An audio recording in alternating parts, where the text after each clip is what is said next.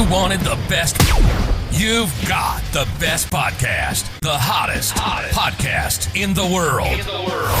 The Chris Voss Show, the preeminent podcast with guests so smart you may experience serious brain bleed. The CEOs, authors, thought leaders, visionaries, and motivators. Get ready. Strap yourself in. Keep your hands, arms, and legs inside the vehicle at all times, because you're about to go on a monster education roller coaster with your brain. Now, here's your host, Chris Voss. I'm Chris Voss here from thechrisvossshow.com. I don't know why I'm doing a rock DJ voice, but it just came out of me, so I don't know what's going on there. Welcome to the big show. My family and friends, as always, for 16 years, 2,500 episodes. We bring you the Chris Voss Show, and we just keep doing it, damn it. And you can't stop us no matter what you do. Why would you want to stop the Chris Voss Show? I don't know.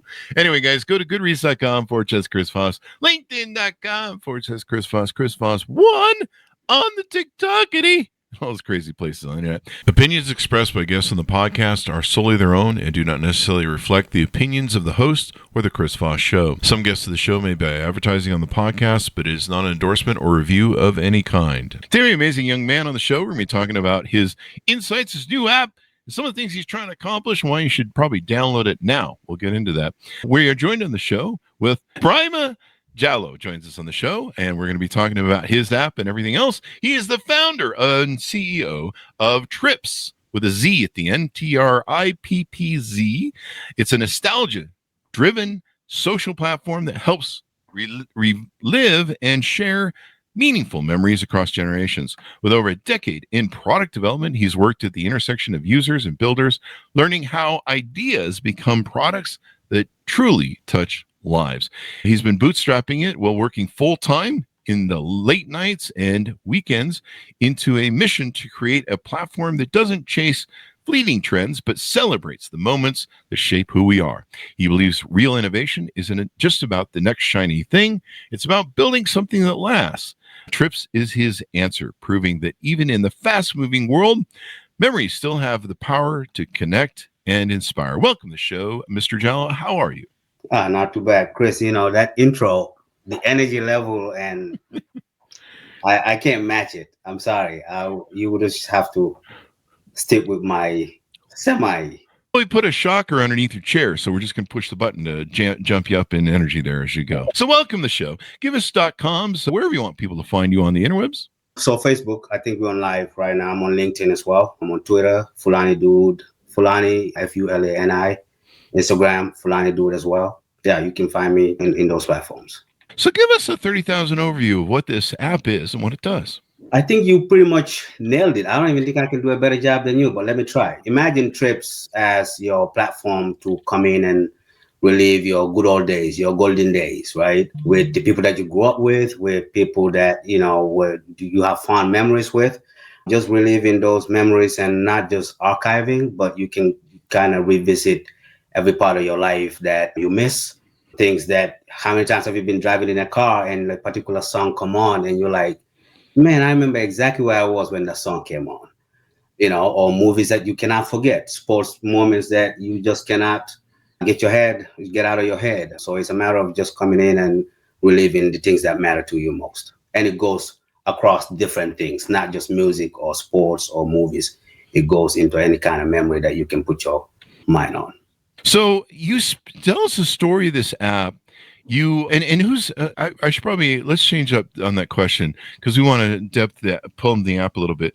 Who's the key user you're targeting with the app? Who's the main people that are gonna really find this app really exciting to use? Yeah, great question. I think the way I look at the app, right, the person that's 40 years old versus the person that's 20 years old, they have two different memory banks, right? Mm-hmm. So the person that lived to 40 obviously have a lot of memories in their memory bank than the person that just lived for 20 years. Now, the person that's also 20 years can probably start thinking about life when they were 15 years old, when they were 13 years old. So it's pretty much there's really not a whole lot of age specific in its nature, but it's just more like who is able to, think back a little bit. And some of us experience mid-level nostalgia. Some of us experience peak level nostalgia, right? If you're a college student and you graduated at 22, you start to think back to your high school days. If you're a 30-year-old, you start to think back to your 20-year-old days. So it's pretty much for anybody whose memory bank have grown enough to say, man, I miss the good old days. The good old days. Isn't there a song that says the good old days? It's Billy Joel. The good old days weren't always good. Yeah, exactly. And that point right there that you just brought up. People always, I think us as humans, right? We always kind of our natural inclination when things around us start to move too fast or we don't recognize the present anymore, right? We start to revert to, oh man, I miss the good old days. But if you really think about it, Chris, there's not a lot of, the good old days were not really all that good, right? The future is always better, whether there's advancement in technology, whether there's advancement in health, advancement in life expectancy, food maybe that might be a little too stretching it too far. The foods back then might be better than today because there's more. They weren't filled with sugar and what's that thing that the corn syrup? High fructose corn syrup. It's like in everything. They even put high fructose corn syrup in corn now. Good. Exactly. Yeah. So the point I was trying to make is that we are always reverting back to the days, we call it when times were simple, right? 20 years from now, this era would be seen as simple too, right? That's kind of, it's a funny thing always as humans. We always say, man, I miss the good old days. I miss the simpler times. But that's a very natural inclination because things around us, we don't recognize it anymore. So you are logically, reverting back to your comfort zone. And so people can download the app. It's available on iTunes and Android? iOS, Apple, and Android, correct. It's Trippz. So what was the proponent for this idea? What made you have that aha moment where you're like, there needs to be an app for this nostalgia? Right. So I'm a kind of person, right? Ever since I was a kid, I've always been very interested in things that happened before me. I've built that, and that kind of spans over time, right? When I was probably about 10, 12 years old, I was listening to music that was 20 years behind me, right? And not just music, but I've always also been interested in the old world. I saw you interview David Rubenstein. Oh yeah, that's David. one of my favorite CEOs, right? I have 4 favorite CEOs. That's Jeff Bezos, Rubenstein, Reid Hoffman from LinkedIn, and Reed Hastings from Netflix. Oh yeah. So David Rubenstein, when I was looking at kind of the people that you've interviewed before me to kind of just understand the flow, I saw Rubenstein, I'm like, wow, that's my guy. But he is the one that bought the Magna Carta document from the 1100s, right? I was doing research back then in 07 or 08, and I ran into that. And why would I do a research about Magna Carta, something that happened in the 12th century, right? But that's kind of how I always operate from way back. I've been interested about things. I look at what life is today, and then I ask the question, what was it like before today, right? Yeah. And so I spend a lot of time on YouTube looking at things that I was fond of in the 90s, early 2000s, whether that's or whether that's sports or film. And then one day, I spent a lot more time than I should, and that's not just YouTube. I'm always going back on many different platforms and looking at things from a historical perspective. So one day I thought to myself, like, wouldn't it be good if I can just if there's a platform, not me, but if there was a platform where you wanted to revisit anything, you can find it, right? Because if you go to Facebook today, they have the Facebook memory, a picture like 2 years ago, and today's the anniversary. It'll say, hey, on this day you took this picture, right? But that's just one feature. If you go to Reddit, or if you go to Pinterest or TikTok or Instagram, it's fragmented. It's not the experience is just not uniform. so then naturally, this is one of those where, I was trained to, if you're going to bring up an idea, it should be based on people said they need it. Mm-hmm. It should also be based on you actually need it. Mm-hmm. So this Trippz idea is something that I thought I needed, right? It was out of my own need, right? And then, the benefit of it was I decided that you can have a platform, like a social media platform, just like any other, and people can come in and relive memories on any category, right? Mm-hmm. If you want to post about throwback technology, even recipes from your family, from, passed down to you, right? Mm-hmm. Classic movies or sports or fashion. I'm sure, Chris, you had your baggy jeans back in the day. Oh yeah, I was a fashion icon. I'm sure you were a fashionista back in the day. I don't know about that, but products that we miss, all advertisements, right? yeah. And so I started coming up with the idea, and I'm like, I think I gotta build this. But I sat on it for a while, right? Mm-hmm. It wasn't until during the pandemic in 2020, ESPN had a show, Michael Jordan, Chicago Bulls Last Dance. I don't know if you saw that. Oh yeah, it was on it. Obviously everybody was home back at that time, right? April of 2020. So we definitely could use some of that, could use some memories. Oh yeah. And I remember watching that, and I was like, I was really struck by the amount of things that happened behind the scenes that I didn't know, right? Many people didn't know. So the show was a hit. And so when the whole series was finished out on ESPN, and I saw the attention around it, that kind of gave me the push to go on to this idea that I've had, which kind of mirrors that, and put it in practice. And 5 years later, I didn't develop the app though until around 2022.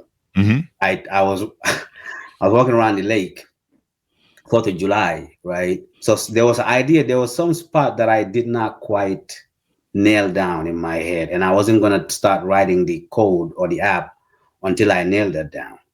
So I was walking around the lake, just kind of thinking through, and it clicked.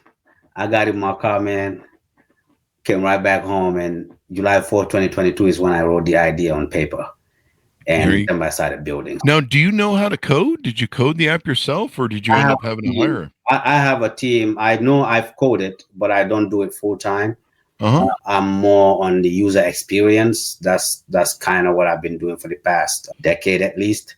Kind of charting what the user experience looks like. So my roles have been being a business analyst and a product owner in a technology team, which, my role is to bridge that gap between the person that needs the technology, and how they want to use it. And then on the other side, you have the person that's going to build the tool, right? So it is my job. My career has been taking what the users want, how they want it, and what the parameters are, what the limits of the technology should be, kind of understanding that nature. And looking at, since I understand how to code or how code operates, right? I can sort of advise the developers who build the tool and say, here's what we need. Here's how it needs to be tested. Here's how we make sure it kind of meets the criteria of that. So I'm more on the design side, kind of designing what the user experience from, point A to point B to point Z, the whole flow looks like, so that we are building exactly what the intended use case is. I have a team. I'm one of a team that is building this. And you're right. There's a few different, like Google Photos tries to do this reminder with me. They'll be like, here's this pictures of your dogs like 10 years ago or something. And it's kind of nice, but sometimes that, it's really bad at, I still struggle. I've had 4 dogs over my lifetime so far, in my adult life, I should say. And they're used, I think 3 of the 4 have been black and white huskies. And they do have different facial looks, but man, it gets confused. They'll be like, here's some pictures of Rocky. And I'm like, no, that's my dog Freya. I tried to fix it a million times and finally just gave up. Right. But, Chris, I'm glad you brought that up, the Google Photos thing. I was talking with one of the investors. They reached out, wanted to understand how we're doing, and asked me like, how different is this from Google Photos, that memories? And Google Photos is static, right? Mhm. It does not go beyond just showing just like the Facebook memories, right? You don't go beyond just seeing what the memory is, what it is showing you. Mhm. What we're trying to do here is to make that Google Photos memory, Mhm. I'll take it one step further and make it interactive, right? Mhm. You see, corporations do this all the time, and I'm sure we're going to get to that later. But the nostalgia-driven marketing is a thing, right? Mhm. Every corporation is trying to do that. You look at McDonald's advertisements, you look at Lego, you look at Nike, Volkswagen, Coca-Cola. I mean, I can go on and on, right? Mhm. They're all trying to play off of our fond memory of something, right? Mhm. Something that we knew from back then. So making that interactive just from the ad space alone is what we're trying to do here, but beyond, right? Is have a platform where we can come in and celebrate those memories that we all have, because it's universal. Everybody, the memories, some of them might be good, some of them might be bad, but even in the bad ones, when we look at ourselves today, we can kind of understand how far we've grown, and how much we have persevered, and how we got to where we are today. Is the one thing man can learn from his history is that man never learns from his history, and thereby we go round and round. And that's the thing. It's important to remember our history. It's important to know our history, and all that good stuff. And Yeah. it's important to remember these things too. I mean, it's sometimes we go through life and we don't really, look at what we did and learn about what we did, and that's it's all these things are really important to knowing where your past is and what you've done. So, Yeah. Yeah. so have you developed apps before? Was this your first app? Was this your first entrepreneurial venture, or were there others? No, this was not, sadly. There was another one. It was more in the financial sector. Mm-hmm. But when the way sometimes some of these things, if it's you gotta look at the interdependencies, right? Mm-hmm. You develop an app, it may be tied to some, maybe the readiness of it is dependent upon some government agency clearing some regulatory process, Mm-hmm. or maybe some whatever it could be. Like, it may be tied to some things being signed off on by higher powers, from either from the government or from state or local officials. That always becomes tricky. So we had to shelve that just because of the too many complications. It's always better, in my experience, look at ideas that you don't have a lot of things tied to it that are going to be bogged down on some bureaucratic process. Mm-hmm. But before I even forget, I wanted to get to something you just said about history. I always think about the 1918 or 1917 pandemic. During that time, they said, when the COVID happened, they said, oh, so another one happened in 1917. Problem is, whoever that was alive in 1917 might not have been alive in 2020, right? So it's kind of hard to see a reference point like, hey, when it happened in 1917, here's what we did. Mm-hmm. And so we that are alive today can kind of look at that and say, oh, they did this, they did that. Maybe let's do this. Obviously not the same way, but let's kind of adjust our strategy a little bit, and we might get better. Mm-hmm. So one of the main points of Trippz is to catalog what we're doing, right? The memories don't just have to die. They can be look at Trippz as like a digital museum, if you will, right? Because if there was a digital museum back in 1917, we could easily trace back what we could do in 2020, right? Mm-hmm. And all of us would not be scrambling, going here and there. That's why I respect David Rubenstein so much in your interview with him. He the fact that he put all these efforts in capturing that Magna Carta document and putting all his energy and resources. That's an expensive document. I think it was like $22 million that he bought it for. right? That's an expensive document. But if you read his reasoning of wanting to go after that document, it's kind of fascinating, right? But yeah, I just didn't want to forget that part before I jumped into something else. Thought it was an important point. See, you're moonlighting. You're trying to do this app. That's a hard thing for people to do. And there's a lot of wannabe entrepreneurs that listen to the show that are trying to figure out, how do I move from a day job to, doing this? And, I remember moonlighting when I started my second company, the official second company that became successful. There's a few that I tried after starting my first that were just like little experiments and test runs that didn't the road just didn't hit. But, I remember my first one, we were going to moonlight, and that's hard. It's hard. You're working 8 hours a day for someone else, and then you're trying to achieve your dreams at night. How do you keep going during those times? What motivates you during those times? It's very hard. There's no sugarcoating it. In fact, a lot of times you would find that abandoning the project, letting it just fall to the wayside, is much easier than continuing to finish it. Robert Kraft, I always think to the things that he said that 95% of people don't finish the last 5% of a big task. It's very hard to finish up an idea when you have a full-time job, because you got to get off work and not just forget even the job part, like just thinking and perfecting the idea in your head, and then making sure that it is exactly how you're thinking it, and then building it.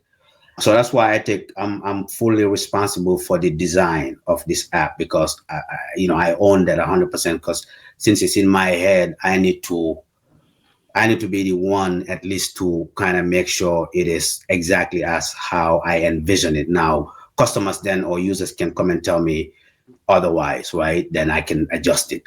But you go to work, you do all that, and then you get off work, you think, you work throughout all night, and then the idea is sometimes you come at a log jam, right? You don't even know where to go next. And then the financial aspect of it as well, right? The bootstrapping aspect of it, it's much easier today than to develop an app today than it is, 10, 15 years ago. And in fact, when I was coming up with this app just 4 years ago, life in building an app is much easier right now as I speak than just 4 years ago, because of all the AI tools that are out there, right? If you've had an idea and, entrepreneur aspiring, it's not late for you. In fact, you're at a better time if you just know how to use these AI tools. I think that's the next thing people need to kind of focus on, like, how do I leverage AI? Because you're going to find out that the AI tool it learns better if you give it better instructions. So for me, when I was developing, the ChatGPT came out in November 2022. And then I started building this app in July of 2022. But ChatGPT did not mature until 2 years later. When it first came out, it was hallucinating a lot, making a lot of mistakes. So I couldn't depend on those. We have some AI driven things as we wrote in the app, absent of that. But the sacrifices, they're there. And I think the harder part even is to just perfect thinking of the idea. It's one thing to be able to think of an idea, but it's quite another to think of it and build it and then say, hey, Chris, use this. Does it fit how I'm thinking it, right? I think that's the very rewarding. That harder part is also the most rewarding. Like when people use it and people tell me, you put that on the app now, man, I did not know I needed this. Or it's something that seems so obvious when they scroll and they see a picture from like their childhood, something they knew before. But yeah, it's a lot of sacrifice. You just have to don't be part of the 5% that don't finish the big task. You have to. But I think you gotta love it though. You gotta be passionate about what you do. It's gotta mean something to you, because if not, Steve Jobs got a great analogy about that. Like you have to really be passionate about it because it's so hard, right? It's one thing to, by the time you think of it And by the time you build, you put it in the hands of users, a lot of people are caught in that. But the amount of adjustments that happens in between thinking of the idea and then having it ready and pushing it to the app store, man, you have to really, you have to be ready. Like you have to have the time too. Like it's not an easy thing for sure. Yeah, it's not. I mean, you even have to get approval from the app stores to Oh put it man, on. we started on that. Like I've always so when I at my full-time job, when we would launch to the apps to, it's like the app stores, especially Apple, they would just give you a hard time. Android, Google, they're easy to deal with. But I come to learn a whole lot. Just as much as I thought I knew before, it's a different story when you have to deal with them directly, right? Like they would ask for small things, and you just sit there like you cannot be serious. It's not. So yeah, there's those small little things, and if you're like a financial app, for instance, you have a whole different battle to fight with them because of all the costs that they would take out if you're selling something, like if you're Amazon or eBay or whoever, you have to pay a certain percentage to the app store. I think about 33%. Yeah. Which if you're Amazon, I guess you're fine. But if you're me, how would those costs, how would you ever scale your business, right? So it's a lot of ins and outs that the app stores, they would do to you, that makes it even much easier for you to give up on your idea rather than continue with it. Yeah, that monopoly is a bit discouraging. I think some of that's been adjudicated in the courts of the 30% fee and stuff. Yeah. Came back, and Apple can still charge. Yeah, it's crazy, man. But it's discouraging earlier too about. I didn't mean to cut you off. The point that you made earlier when we're in the green room about perfecting an app.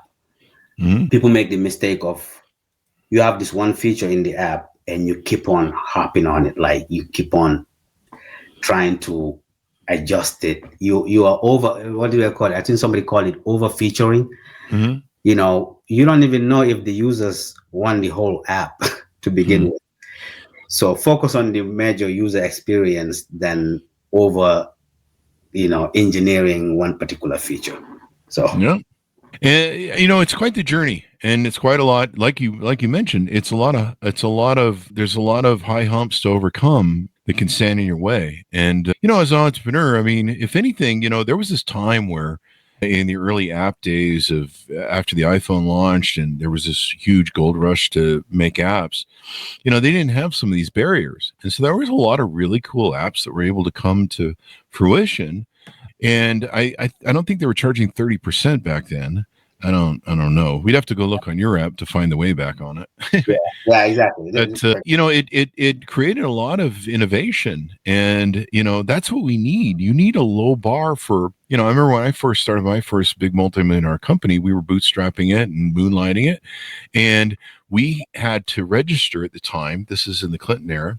We had to register in the time with the state transportation oversight. And our courier company, which was a little, courier company kind of like FedEx or UPS, and we mainly focused on documents from mortgage companies and attorneys.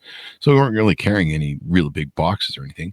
But they lumped us in with like airline tariffs and trucking tariffs, and so we had to pay these enormous fees, these enormous insurance costs to the cars that people normally have to do for, if there's a FedEx van full of shit in it, or there's an airplane full of people, we don't have the same liabilities. We got one guy driving a Geo Metro picking up mortgage documents, right? It's not like we're insuring bodies and $50,000 worth of crap. But they held us to that bar, and it was really hard. It was really hard to pay those bills, to pay the initial, and then we had to do the application fee. That was expensive and not guaranteed. It was really hard. And these are some of the things that people need to think about when politicians, maybe when they think about, state and local governments and federal, is that if you squelch this sort of innovation, it makes it really hard for great products to come to fruition. Yeah, and you just said something that kind of, that process, what you just described, is like clunky, right? There's a lot of steps in there that, imagine how things used to work from back in those days versus now. I always think back to this idea of the decoupling of the internet today is what is a result of decoupling all the tasks from like 20 years ago. If you think back, just probably in 2010, if you look at the newspaper, right? If you take the newspaper and break it down and break it apart into pieces, exactly what the apps are today, right? Let's kind of go through them one by one. Zillow used to be the real estate section of the newspaper. Right? If you look at something like the obituaries, there's apps for that today. If you look at your E-Trade app or your Robinhood app, those were the financial sections of the app, right? It basically everything is broken down. If you take the newspaper as a whole, you can see how each section of the newspaper is an app of its own, right? You see what I'm saying? Like it's basically a decoupled real estate companies. Yeah, it just doesn't work the way it works anymore. And somebody posted on Trippz the other day, they had a video, a collage of phones, how they used to look like in early 2003, 4. There was a lot of innovation. Yeah. But, like there was like real hardcore innovation. I had one phone that I flip it up. You know what I'm saying? It's like a small little T. And she posted this. The description really caught me again to the question of like, when you see people using this thing the way you're thinking it, that's the rewarding part. But she had this post where she was saying that the iPhone, Apple, and Android really killed innovation because now, 20 years later, we only got two phones. You either got the iPhone or you got your Android phone. But the amount of, so she had this phone, this video that it had a lot of different phones in it. And I started thinking to myself, man, there really was innovation back then. But now they make it hard because there's just one app store, right? If you build an app, you gotta submit it to that app store, or else they got the monopoly over it. So that definitely stifles how, if Chris want to come up with something else, I'm waiting for somebody else. Maybe Chris, you can lead the way here. I'm waiting for somebody else to come up with another app store. Yeah, that would be nice. I think there are people that try. Can we build another app? I mean, I'm waiting for like another app store, man. I think you'd have to create a whole new platform, right? Maybe. Yeah. And Google decided going into the app store, they have to buy Android, and that's how they got it. It's hard. It's a hard business to go into, So yeah, it definitely is. It can be a challenge. It can be a challenge to do these things. So as we round out the show, you wanted to throw some questions at me, I think. Yes. So I wanted to turn the tables a little bit. Okay. Since we're talking about Trippz and the Trippz app is all about, visiting, reliving memory lane. We all have one, our memories. Some of them we cringe when we look back. So I wanted to kind of flip the script on you a little bit and ask you. I got some written questions here. Okay. So I'm gonna throw them at you, right? First. Now, can I plead the fifth? No, you can't. I can't plead the fifth. Oh, you can't. Hey, get my attorney in here, damn it. Yeah, you might. ChatGPT can be an attorney now. So, but yeah, the reason I came up with this is this basically goes off of the Trippz platform. If you wanted to post, it's got categories about, hey, what do you want to talk about? Do you want to talk about musical memories? Do you want to talk about, throwback technology, fashion, recipe, and advertise, things like that. So this is going to be that. So my first question to you, Chris, is going to be throwback technology. Okay. What is the one piece of tech you wish we still use today? Now, how far do I have to go back? Go back as far as you can. As far as basically my favorite piece of technology. Now, it should be something I don't have today that I miss, or could I still be in use of it? You can still be using it. I would still say my Android phone. Your Android phone? Yeah. I mean, I've had Androids since they started making them. So what about the fax machine? Oh yeah, I used to have. Oh boy, I used to own several fax machines back in our companies. The days, that was an interesting piece of technology. Yeah, that was when it worked. I hate faxes. I don't even know. What do you hate about faxes? Who hurt you? Show me on the doll where the fax. Yeah, I just don't like to get out of the house and have to go to FedEx and do faxing. It's just to fax, right? Yeah. Do you know anybody that owns a fax machine? There's still companies I come across that they have. It's still on their website, like their fax number and shit. Yeah, the medical industry still uses. I think I think you're right. Yeah. So question 2. This is musical memories, right? Okay. If you could relive one live concert or musical moment from your past, which would it be? Now, can it be one that I maybe missed and I regret I'd gone to? Yeah, that can be too. Okay. My biggest regret in life, I think it's number 2. My first one is not going to enough Rush concerts because I was a big Rush fan. And I just barely saw, I should mark this with date and time so people don't write me on YouTube, 9/22/2025. So yesterday I just saw David Gilmour of Pink Floyd, and he's got a beautiful documentary movie of one of his most recent concerts that are in theaters right now. And in 1994 or 5, Pink Floyd had released the last studio album that they did. Well, it was the second last real studio album they did. And they were coming to Las Vegas to start their tour, and they had kind of a limited tour, which should have been a warning sign to me. And I was going to go. And the tickets were pretty expensive, and I was visiting Utah at the time, so I needed to deal with going down to it. And I was really busy with all my companies, and I was like, you know what? They've done 2 tours. They'll be here for a while. They're going to be fine. I'll catch the next tour. And they never did a next tour. And that's my second biggest regret in the world. So yesterday, when I was at the concert film theater, I got to relive what that experience might have been like a little bit.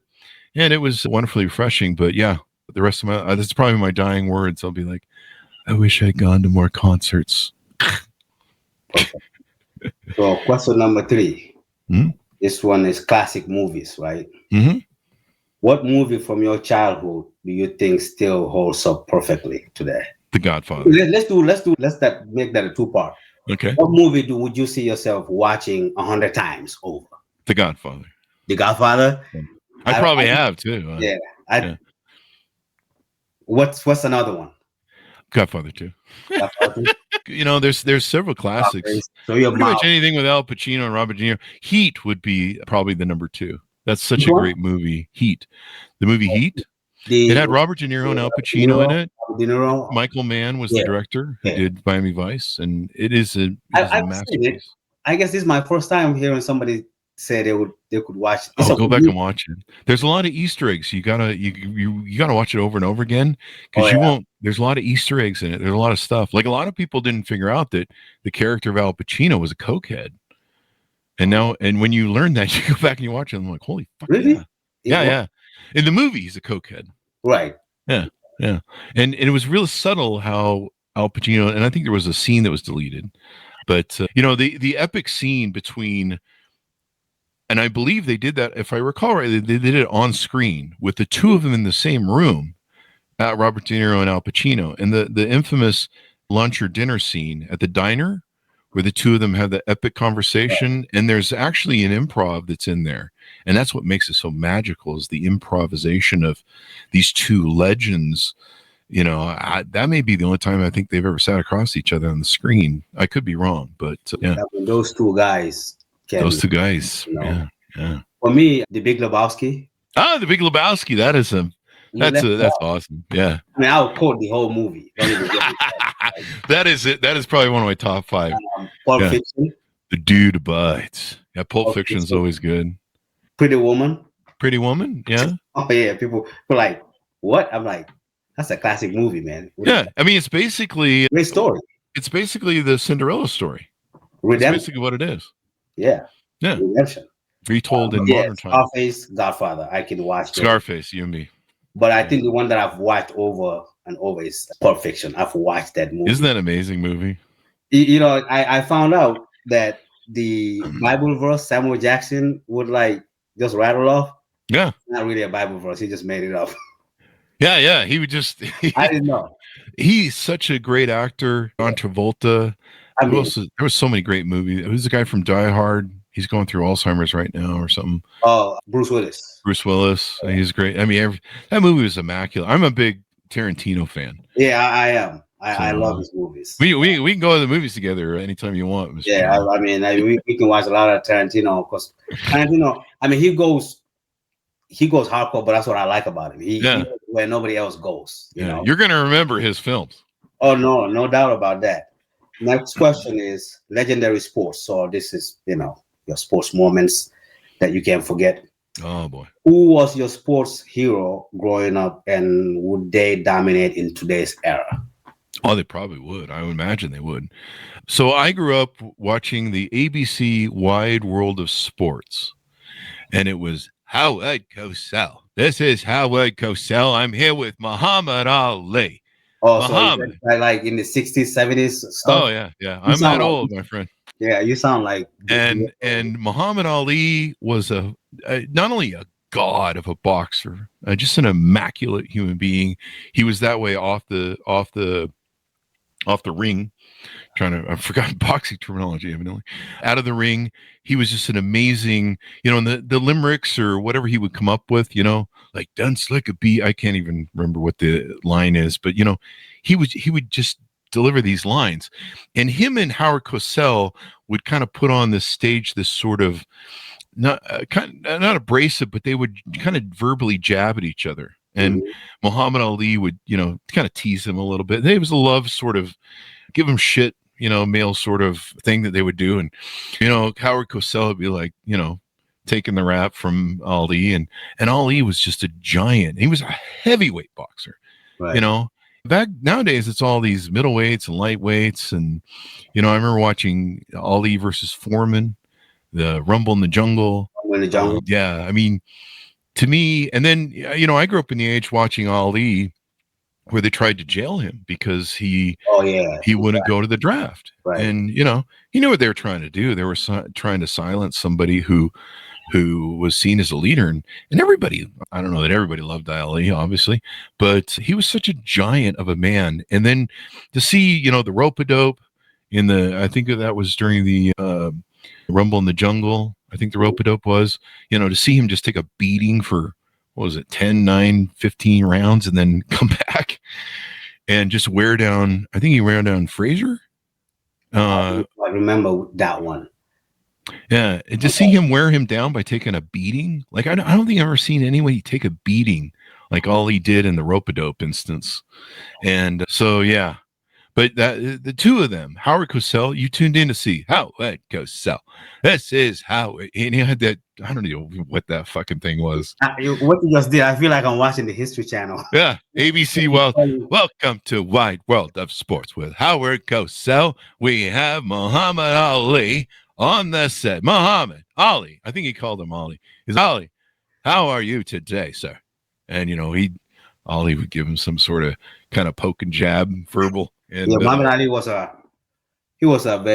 his character. Oh, that's what made him so great. What a great man. Yeah. I mean, you can see people that are excellent in the ring. Like even now, there's great people that go into the ring, that are the masters of the trade and they win all the awards, they're great. But sometimes when they get off stage or they try and talk, you're just like, who's the Mike Tyson? Yeah. Like Mike Tyson's like really great in the ring. But, when you listen to talk with that voice, especially, hey, how's it going? Hey? You're like, oh, man, he just blew my whole vision of you, dude. But I still love Mike Tyson. In fact, he's gotten kind of wiser. He's gotten older and he's mellowed. Speaking of Mike Tyson, I always remember his quote, speaking of going taking a trip down memory lane when he said, everybody got a plan until they get punched in the mouth or something like that. Yeah, that's a great quote. Nobody thinks Mike Tyson can talk. But yeah, and I heard one of his interview where he was talking about that. Oh yeah, I didn't even know when I said it. I didn't know how it was gonna become this iconic. But if you look at just that one simple line, one simple quote, that's legendary. That's iconic. It means a lot. Today, a lot of people can resonate with that. The last question here is for games from childhood. What game, be it game board, arcade, playground, instantly takes you back to being here? It was Rumble in the Jungle. It was Foreman versus Ali. I just looked that up on the rope-a-dope. So if you don't know what the rope-a-dope is, go watch it and watch that fight, because it will change. When it comes to entrepreneurial perseverance, what we do, we kind of live through a rope-a-dope. We get the shit beat out of us, and then we win at the end. Yeah. So to answer your question, I used to love the game Risk, and I never understood why. I liked it. I got really good at it. Same thing with the game Stratego. And what I didn't understand... Stratego, you say? Stratego, yeah. What is that? It was a strategy game where you would line up kind of you had military titles, and you would line them up, and it was kind of like a variation of chess or checkers. And you would line up 2 rows of your military folks, and they had different titles, and of course, if you captured a certain one, you would win the game. And then your opponent did that across the map, and you would have to make moves against each other in certain segments. It was kind of like a cheap version of chess. Right. It's ghetto version of chess, actually. Yeah. But what I didn't understand is why I love Risk so much was it was teaching me strategy. It was teaching me how to think outside the box. It was teaching me how to look at different lanes, look at different things, and all this stuff. And it was really helpful to me in the end for business. It just kicked ass. I've used it all my life. And, being able to think of strategy, and, I would master on how to beat my brother all the time, and he hated me for it. Is your brother older, or is he? He's younger. I took all the good stuff out of the womb and left leftovers behind for the rest of my siblings, because that's what you do as the first child. I never heard it out, but yeah, I'm the oldest, so I gotta punch down. I'm the oldest too, so I know exactly what to tell my younger. You got to keep them in line, right? I had to. Yeah. Make them appreciate you. Yeah. So it seems like I had a last question for you. We're getting a lot of great comments here from your audience. Impressive and inspirational interview. Congratulations. Oh, I know that guy. I have forgotten that I'm on Facebook. He's on Facebook. Yeah, you're on Channel Live too here. Congratulations. The sky is just the beginning. Yeah, I forgot. I think there's Mars after that, right? Well done. I'm glad I forgot. That's my nephew, bro. Cool. Yeah, I know. Yeah, I read that for a second. I thought that said mom's. Not clear. I thought he was my older brother, but now he's my uncle. So we got a lot to do. We got a lot to cover there. I thought that said mom's trucking, but it's a Momo's trucking. Momo. There's a Momo in the movie, a great movie, Get Shorty. I don't know if you ever watched that one, but no. Momo. That was the name of the mob boss, I think. Good job.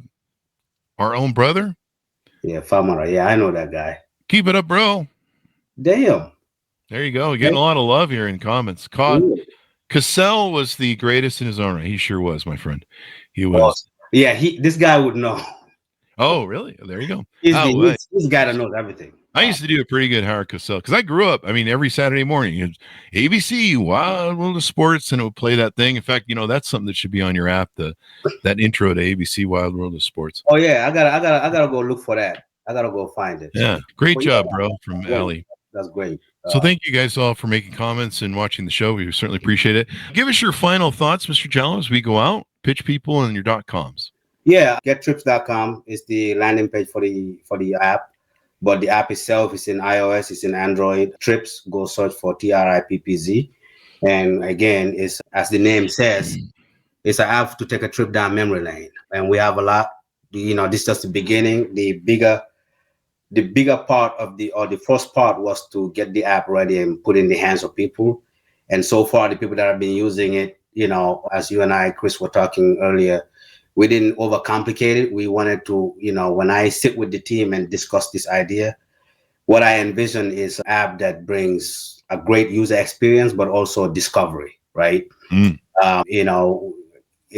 a lot of times where that getting those two is like hard, but we try to accomplish it the best way we can.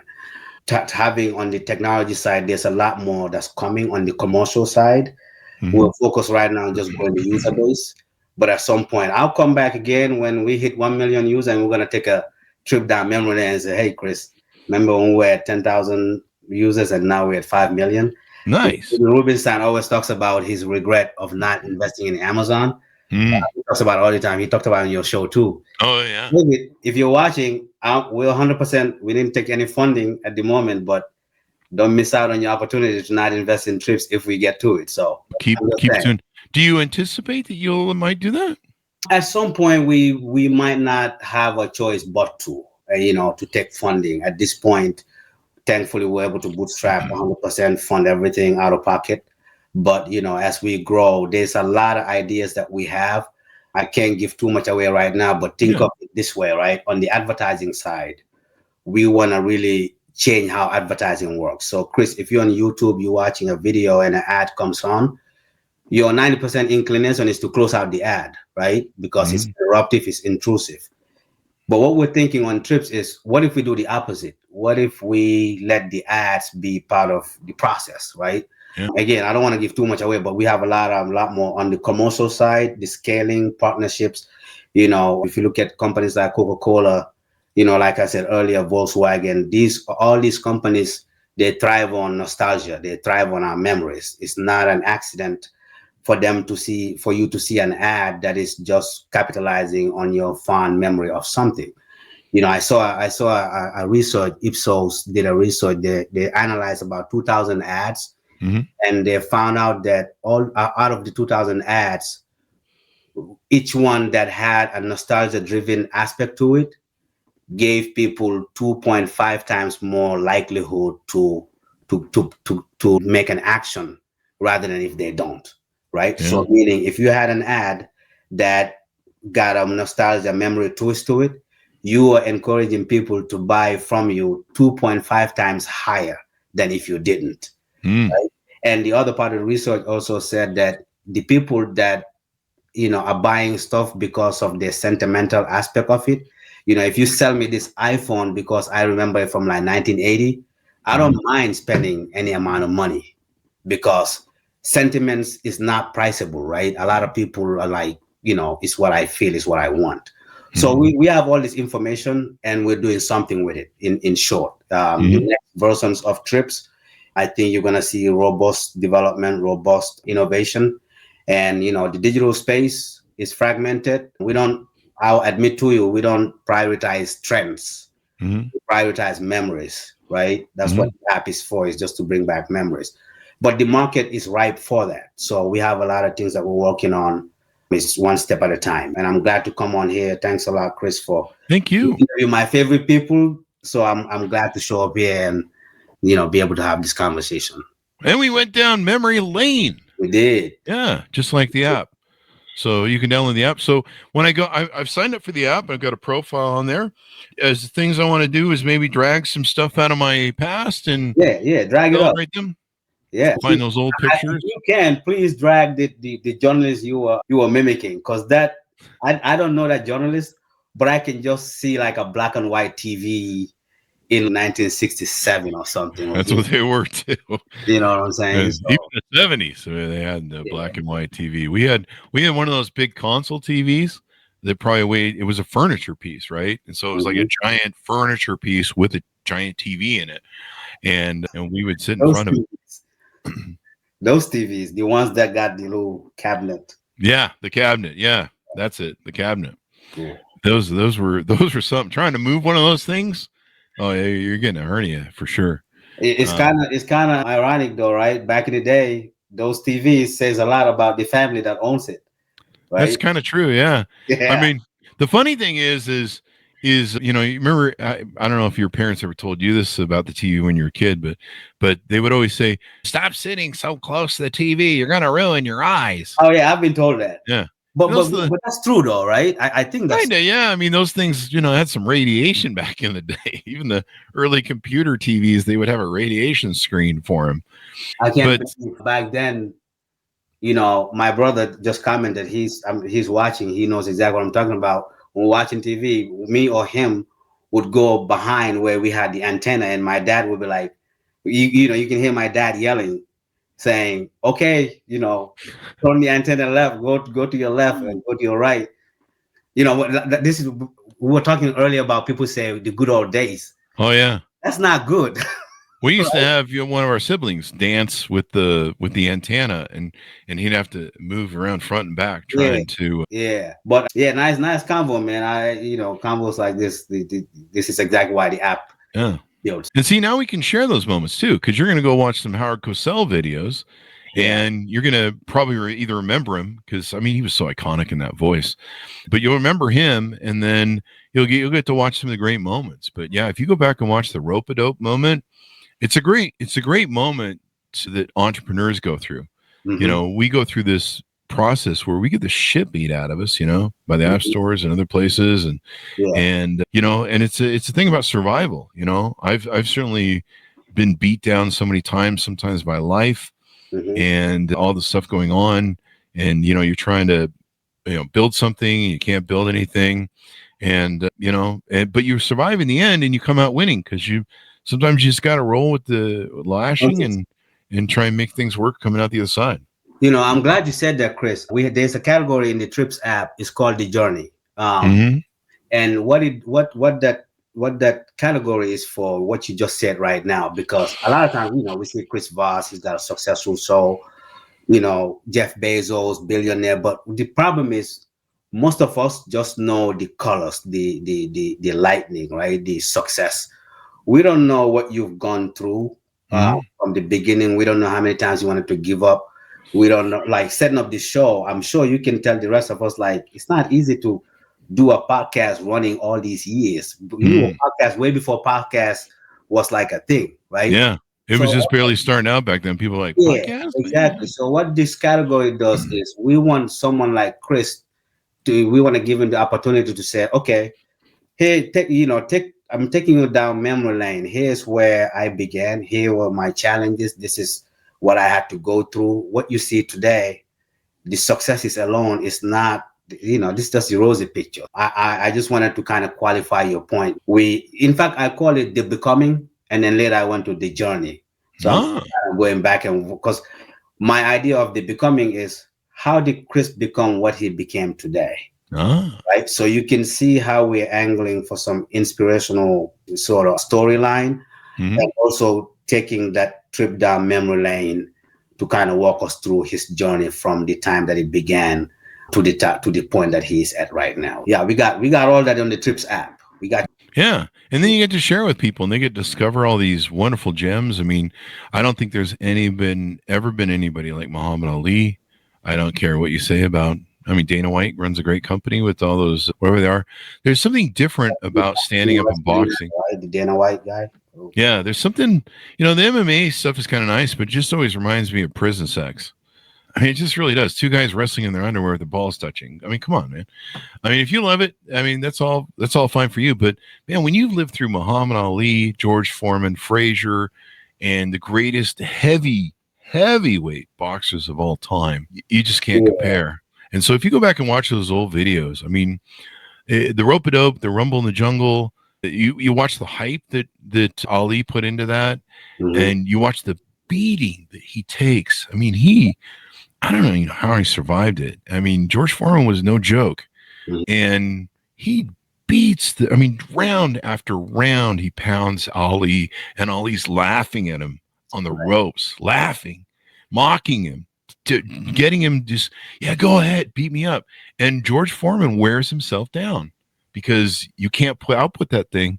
But just the fact that Ali could take it, that was something else. And, George got sucked into it. He's, I'll beat you harder. He didn't say that, but he basically did that. And he just would hammer Ali, and then Ali would dance around like he was so great at, what was that line that he used to say? Light as a butterfly, fast as a bee, or something. Yeah. And just to watch him, to be smiling while you're getting beaten up by George Foreman, and say, bring it on. Like, That takes a level of manhood I haven't achieved yet. I don't like. So, Chris, if you've been through that, if you watched that, right? Yeah. What does it kind of make you devalue the game, the way the game is today? Do you still? You know what it really what it does for me is what I've kind of hinted at there a couple of times is it taught me that you can take a beating in life. Mhm. Maybe you'll take a beating as an entrepreneur. I've been in those things. I've lost, 5 figures in a business in the first year. And at the end of that year, you're sitting there going, or is this going to make a profit, or are we going to bury the needle here? Another 50 grand or 100 grand or whatever it is. At what time do I stop the bleeding? Right. And, I've been through that. And you sit there and you go, I don't know, man. I mean, where do we go from here? And is this going to get worse or is it going to get better? I've been in situations, the 2008 financial crisis, the COVID, where I got the shit beat out of me, where I lost millions of dollars. Yeah. And in companies and future revenue and things that I'd spent 20 years building. And boy, that was a George Foreman beating right there alone. But knowing that as long as I could still move in the ring, as long as I could stay in for the battle, no matter how beaten down I was, as long as I could keep going. And sometimes that's what the journey you experience as an entrepreneur is you just have to keep going sometimes. Man, you're dropping a lot of gems here, man. That's just hearing it. I'm sure people that are watching too. Sometimes it's necessary to hear somebody else say it. I know exactly what you're going through. Just what you're saying, just by this journey, because, like I said earlier, it's the easiest thing is to just not do it, right? But you mentioned 08 crisis. I got my own story about that as well. But people go through journeys, man. It's just the way it is. And as you said, if you can, DMX, when I watched one of they had a tour, right? And they were backstage. And, DMX is someone that everybody thinks is crazy. Like, he said something that stick with me till this day. And that is that he said, to live is to suffer, but to survive is to find meaning within the suffering, right? Suffer, but don't waste. Suffer, but be able to get back up, right? And it's been like, when I remember the videotape back in 01 or 02 is when I watched that. They had the Def Jam tour. It was DMX, Jay-Z, Method Man, Redman, like this big Def Jam tour. And in backstage, he was just talking, But then while he was talking, he said that. And that, when I listened to that, I'm like, man, I never heard anybody say that. Like, to live is to suffer, but to survive is to find meaning within the suffering. Yeah. That's really epic. You know what I'm saying? Yeah. Yeah. That's really epic. Right. And till this day, like, if things are going rough, I'm always like, it's just another day. As long as you survive, you will live the next day. As long as you're alive, you'll get up the next day. So I always tell people and think this in my head, you want to stop me? You're going to have to kill me.